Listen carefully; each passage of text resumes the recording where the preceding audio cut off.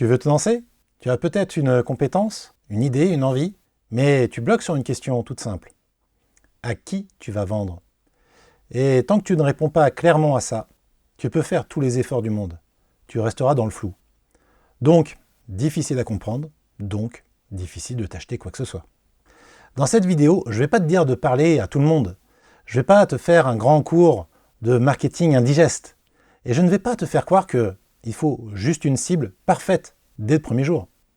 Par contre, je vais te montrer comment choisir une cible quand tu débutes, sans te prendre la tête, sans te fermer trop tôt sur le marché, et surtout, sans rester dans un truc vague du genre « je peux aider un peu tout le monde ».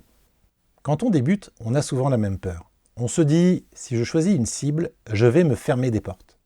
Si je parle à un type de client précis, je vais perdre des opportunités.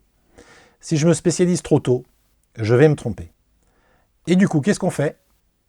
On dit des trucs comme j'aide des entrepreneurs, je travaille avec les entreprises, je peux accompagner tout type de profil, je m'adapte à tout le monde.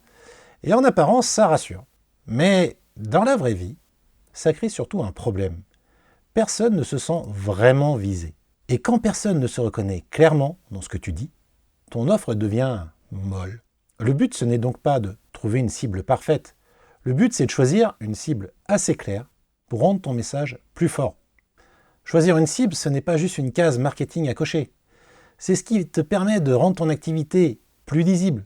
Parce que quand tu sais à qui tu parles, tu peux utiliser des bons mots, parler des bons problèmes, proposer une offre beaucoup plus claire et donner l'impression aussi de mieux comprendre la personne en face de toi. Et ça, c'est énorme. Prenons un exemple simple.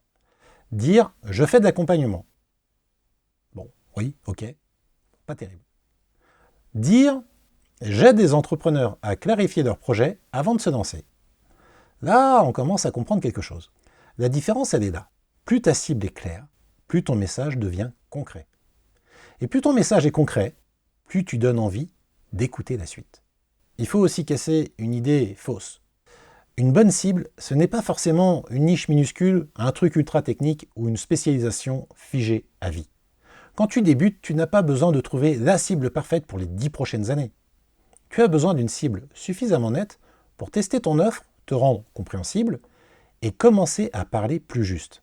Donc non, choisir une cible ne veut pas dire t'enfermer à vie sur un seul secteur. Ça veut surtout dire arrêter de parler dans le vide. Alors, pour choisir une cible de départ intelligemment, je te conseille de partir de 3 critères simples. Le premier critère, un public que tu comprends bien. C'est pas forcément ta cible de rêve, c'est un public que tu comprends. Ça peut être des salariés, des indépendants, des artisans, des commerçants, peu importe, des parents, des étudiants, ou des gens que tu côtoies déjà. Quand tu comprends un public, tu comprends mieux leurs galères, le vocabulaire, les objections et leurs priorités. Et ça te donne déjà un énorme avantage. Le deuxième critère, c'est d'identifier un problème assez clair. Une cible n'existe pas toute seule. Il faut aussi un problème ou un besoin. Par exemple, tu peux trouver de futurs entrepreneurs perdus sur leur projet. Tu peux trouver des indépendants qui ne savent pas présenter et vendre leur offre. Tu peux trouver une entreprise qui manque de visibilité ou des personnes qui sont débordées administrativement. Plus le problème est clair, plus la cible devient exploitable. Troisième critère, une cible que tu peux atteindre. Et ça, c'est un point qu'on oublie souvent. Tu peux avoir une cible très intéressante sur le papier, mais impossible à approcher dans la vraie vie.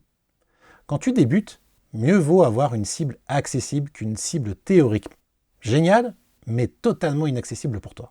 Pour identifier clairement ta cible, il faut retenir une formule ultra simple. Tu dois pouvoir te dire « j'aide ce type de personne à résoudre ce problème ou à obtenir ce résultat ». Tu peux dire « j'aide les petites entreprises à créer des contenus plus efficaces sur Internet ». Comme on vient de dire, il faut éviter de viser trop large et en étant trop flou.